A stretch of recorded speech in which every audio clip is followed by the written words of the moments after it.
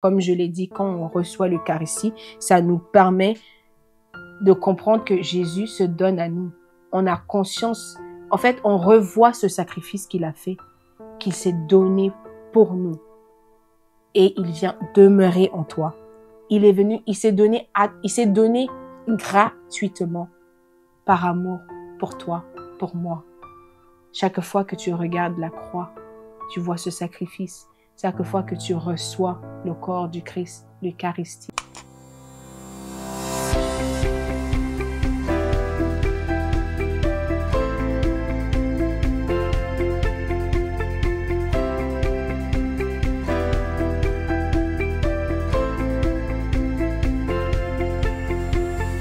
Bonjour tout le monde, bienvenue, re-bienvenue sur ma chaîne Cathotalks avec moi, Nelly, où nous parlons de tout ce qui est catholique de point de vue d'une jeune catholique. Alors, comme d'habitude, nous allons nous disposer pour inviter l'Esprit Saint qui vienne parmi nous en ce moment où nous allons partager entre frères et sœurs. Alors, au nom du Père et du Fils et du Saint-Esprit.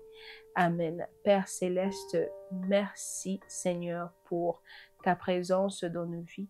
Merci Seigneur pour cette grâce que tu nous permets de passer du moment avec toi, de nous édifier, de nourrir nos âmes.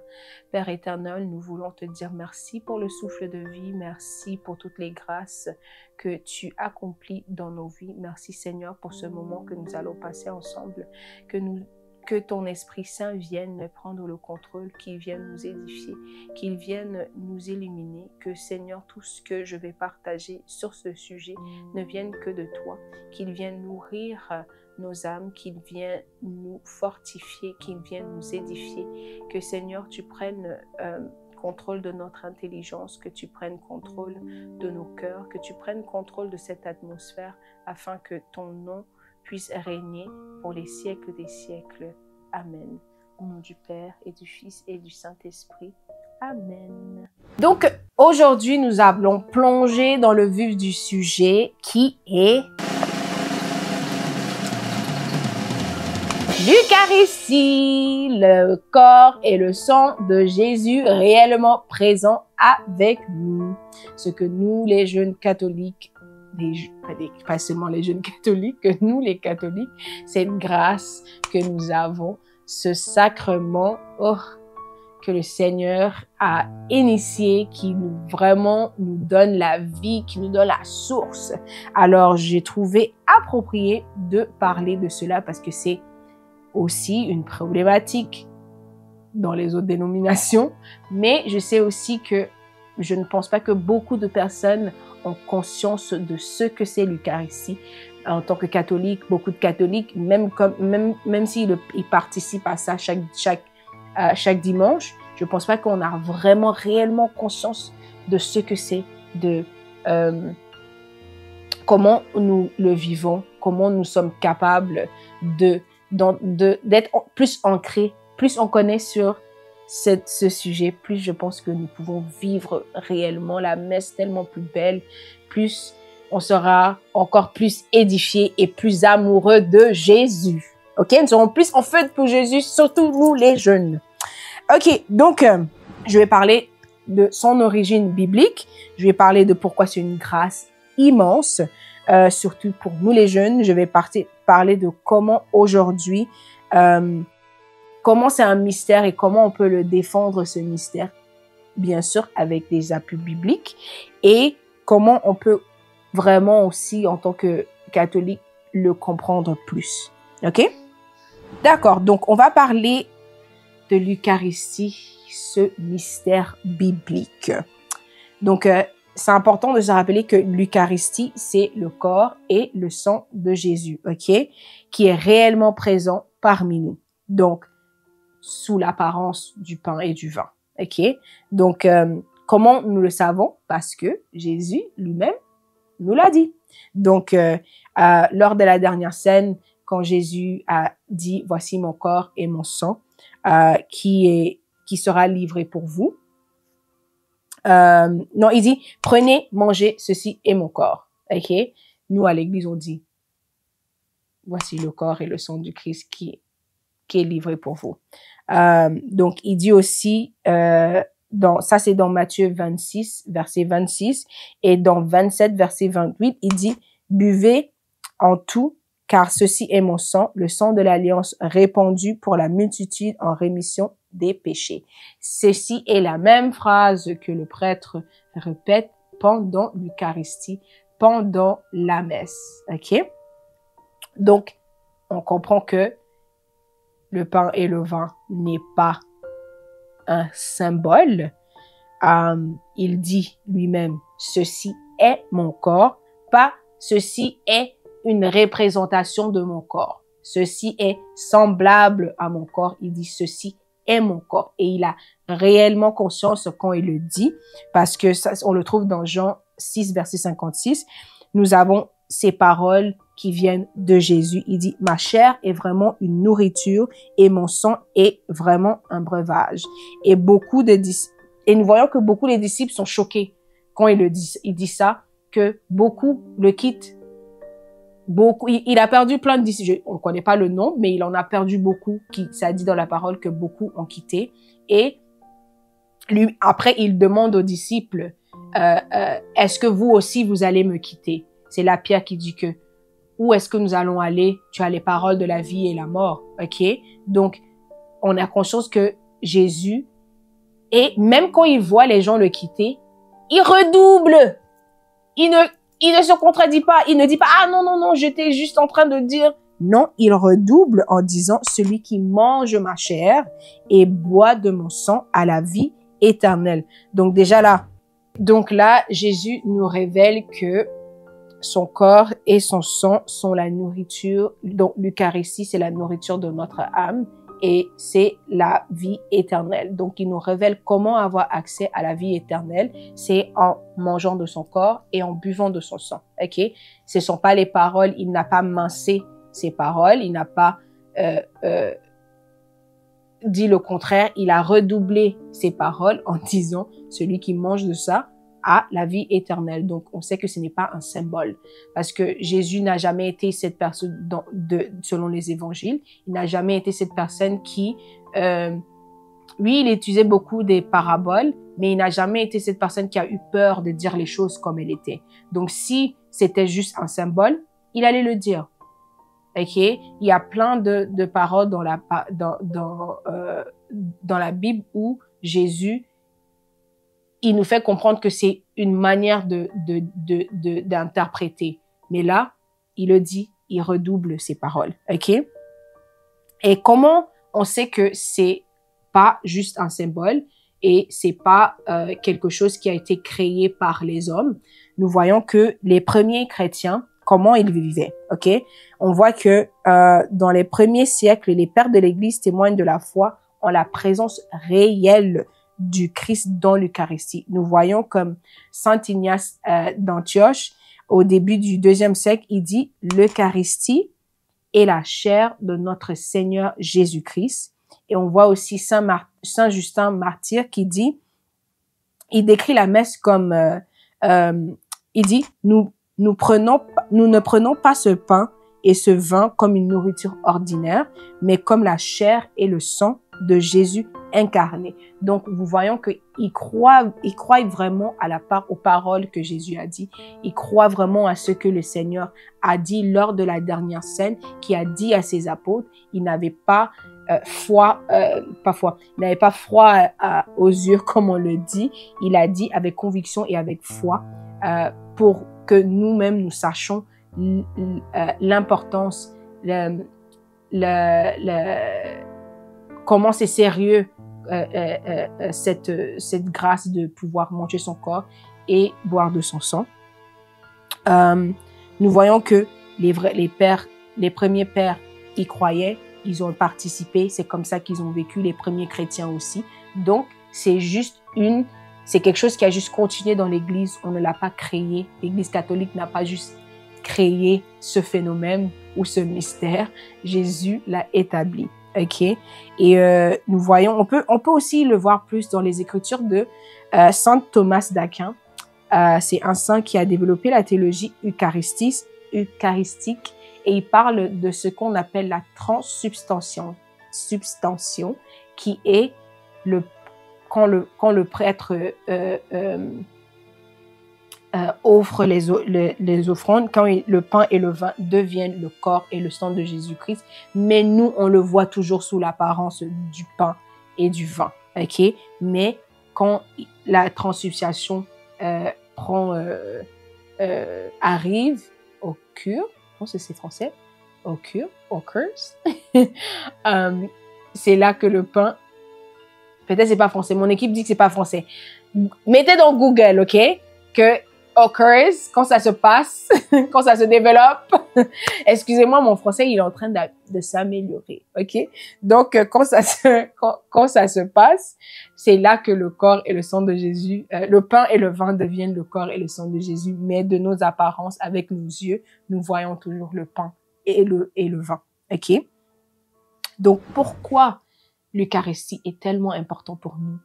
Pourquoi l'Eucharistie doit être important pour chaque chrétien quand ils connaissent, quand ils découvrent, quand ils vont découvrir la vérité, quand ils vont voir la lumière, quand ils vont être capables de participer à cette grâce, merci Seigneur Jésus pour ce sacrifice, vraiment. Donc, pourquoi c'est important? Parce que l'Eucharistie, c'est Jésus lui-même, ok? Quand tu communies, tu reçois Dieu en toi.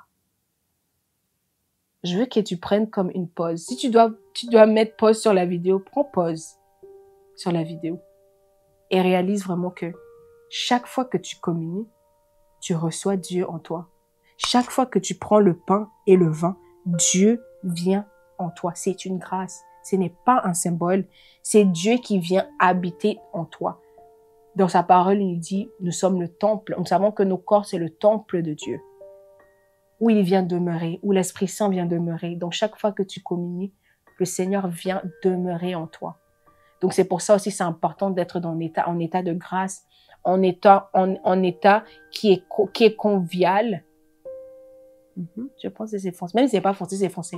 Un état qui est bien pour le Seigneur, que le Seigneur puisse venir demeurer. Imaginez quand vous voulez recevoir des personnes chez vous.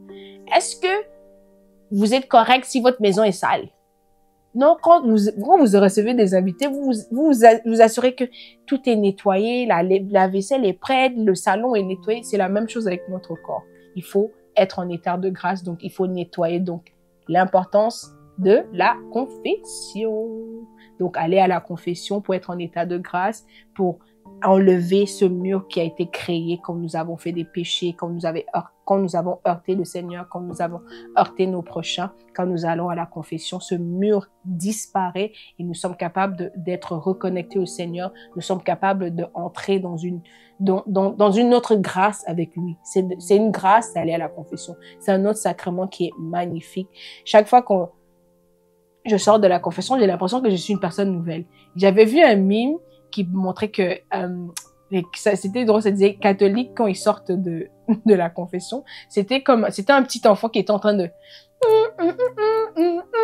j'ai trouvé juste ça drôle parce que c'est vraiment ce qu'on ressent à l'intérieur. Bon, on peut pas le montrer à l'extérieur parce que tu sors de l'église, mais c'est vraiment à l'intérieur parce que tu sens comment tu es renouvelé, tu sens comment tu as renoué les liens que tu avais brisés par le péché, par les fautes que tu as commises, ok? L'Eucharistie, c'est une rencontre personnelle avec Jésus. Comme je l'ai dit, quand on reçoit l'Eucharistie, ça nous permet de comprendre que Jésus se donne à nous. On a conscience, en fait, on revoit ce sacrifice qu'il a fait, qu'il s'est donné pour nous. Et il vient demeurer en toi. Il s'est donné gratuitement, par amour, pour toi, pour moi. Chaque fois que tu regardes la croix, tu vois ce sacrifice.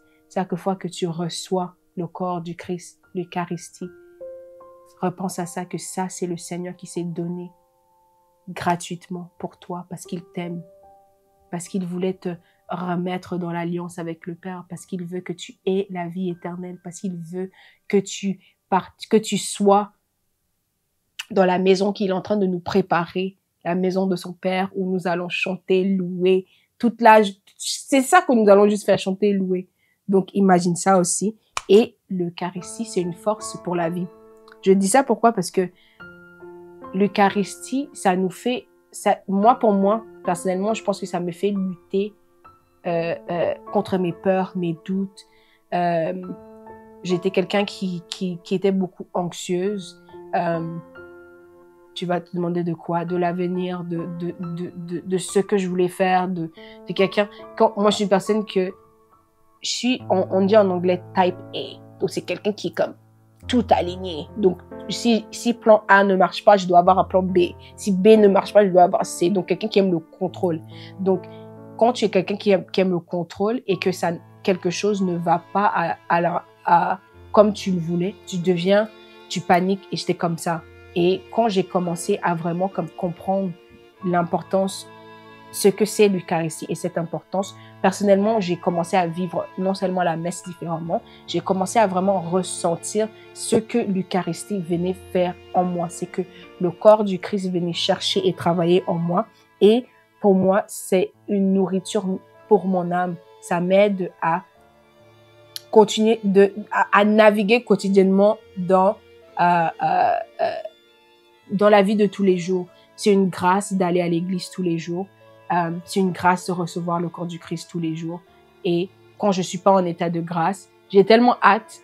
Je dois aller à la confession parce que j'ai hâte de recevoir le Seigneur. J'ai hâte qu'il vienne demeurer à moi. Ça veut pas dire que quand tu ne communies pas, le Seigneur, il te quitte. Mais imagine, genre, ton invité est inconfortable chez toi parce que c'est un peu sale. Toi-même, tu es inconfortable parce que tu veux pas qu'il soit inconfortable. Donc, tu te dois de nettoyer. Donc, c'est ça que la confession nous fait. Donc, c'est ça que quand nous ne sommes pas en état de grâce. Comme quand comment dire, quand nous sommes capables de voir exactement ce que l'Eucharistie nous fait, quand il est dans nous et quand on peut le voir dans l'adoration. L'adoration.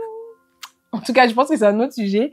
Mais est-ce que vous savez, parenthèse, est-ce que vous savez que le mois d'avril, c'est le mois du Saint-Sacrement? J'ai découvert, hein, quand je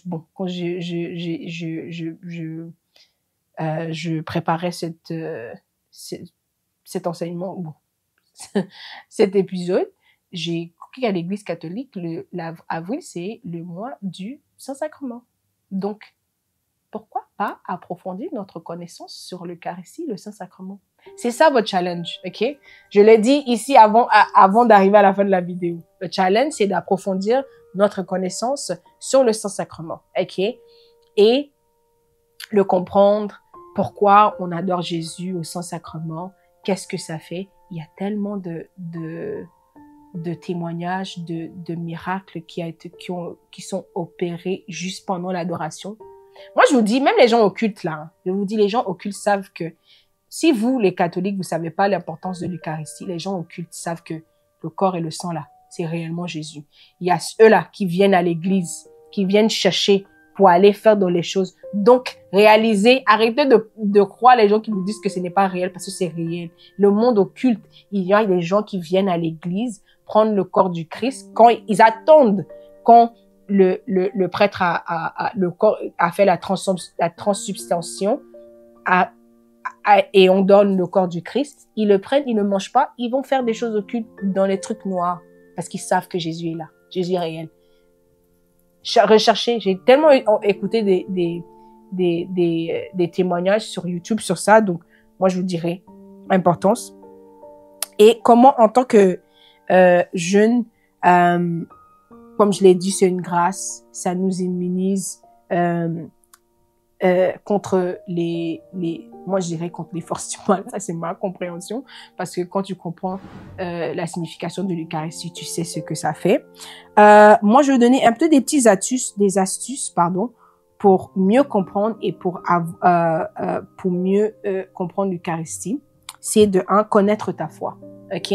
Lire les évangiles, les écritures des saints, le catéchisme de l'Église catholique, à partir de 13-24 à 14-19. Donc, sois solide et lis, recherche, apprends. Quand quelqu'un vient te essayer de donner des raisons pourquoi l'Eucharistie est fausse, tu sais, au lieu de débattre, parfois c'est juste partager ton témoignage. Ok, tu dis, parfois ton témoignage est plus puissant que si tu commences à citer dans la parole parce que la personne il va venir avec des paroles. Donc moi je dirais, partage ton témoignage, quelque chose comme moi quand je communie, je rencontre Jésus. Moi quand je communie, je sens sa présence. Moi, quand je communie, je suis plus ancrée dans ma foi. OK? Et ne pas avoir honte.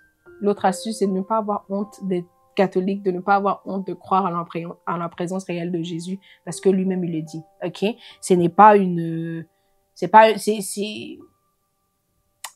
Sois ancré.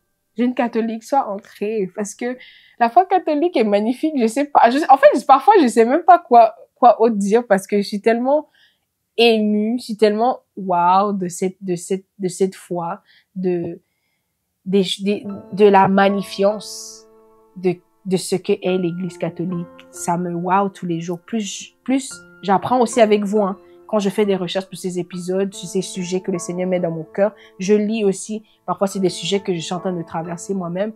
Et je fais aussi, j'écoute des enseignements, je recherche comme vous. Et vraiment, ça m'édifie encore plus. En fait, j'ai l'impression que plus je recherche, plus je lis, plus je suis encore, je ne bouge pas. Je sais qu'il y a des gens dans l'autre épisode, quand j'ai partagé que je suis catholique, il y avait des gens qui étaient un peu, je suis catholique et je resterai catholique. Donc, en tant que catholique, d'une jeune catholique à une autre ou un autre jeune catholique, sois fier de ta foi, sois ancré dans ta foi et recherche pourquoi l'Eucharistie est important pour nous. Ok, donc pour conclure, l'Eucharistie, c'est un plus grand cadeau que Jésus nous a donné. Lui-même, en personne, en chair, en os, en sang, en tant que comme pain et vin. Nous avons accès à ce miracle tous les jours quand on part à la messe. Alors, ne laissez pas ce trésor dormir. Allons à la messe, préparons-nous de faire un cœur à cœur avec Jésus, de recevoir Jésus avec amour, dans un état de grâce, ok? Et surtout, n'ayez pas peur de dire, Jésus est vivant et il se donne à nous dans l'Eucharistie chaque jour que nous allons à la messe, ok? Donc, merci de m'avoir écouté. Si cet épisode vous a plu, n'hésitez pas à commenter, liker, partager autour de vous. Et si vous avez des questions sur ce sujet, et si vous avez des questions que vous voulez que j'élabore, n'hésitez pas à mettre dans les commentaires. Peut-être je vais avoir un invité spécial qui va venir nous approfondir encore plus. Comme je l'ai dit, ces épisodes, je passe sur les grandes lignes. Il y a beaucoup de choses à décortiquer dans ces sujets-là. Mais s'il y a des choses spécifiques que vous voulez que j'aborde, n'hésitez pas de mettre en commentaire. Et on se dit à très bientôt dans un nouvel épisode de Catho Talks.